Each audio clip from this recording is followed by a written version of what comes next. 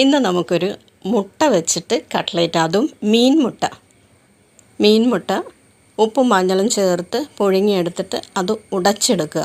ആവശ്യത്തിന് എണ്ണ ചേർത്തിട്ട് ഇഞ്ചി, വെളുത്തുള്ളി, സവാള കൊത്തിയരിഞ്ഞത് അതും കൂടി ചേർത്ത് ഇളക്കുക. കട്ട്ലേറ്റിന് ആവശ്യത്തിനുള്ള സവാള എടുക്കാം കേട്ടോ. അതിലേക്ക് മഞ്ഞൾപ്പൊടി, ഉപ്പ് ചേർത്ത് വഴറ്റി കൊണ്ടുവരിക. ഇത് നമ്മുടെ നെയ്മീനില്ലേ, നെയ്മീൻ്റെ മുട്ട കൊണ്ടാണ് ഈ കട്ട്ലേറ്റ് ഉണ്ടാക്കിയിരിക്കുന്നത്. എരിവിനനുസരിച്ച് മുളക് പൊടി ചേർക്കുക.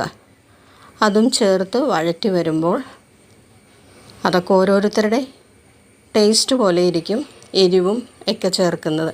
ആവശ്യത്തിന് ഗരം മസാലയും ചേർത്ത് ഇളക്കി വരുമ്പോഴത്തേക്ക് ഉരുളക്കിഴങ്ങ് വേവിച്ച് പുഴുങ്ങി വെച്ച് ഉടച്ചെടുക്കുക. അതിലേക്ക് നമ്മൾ വഴറ്റി വെച്ച സവാളയും 2 കോഴിമുട്ടയും ചേർത്ത്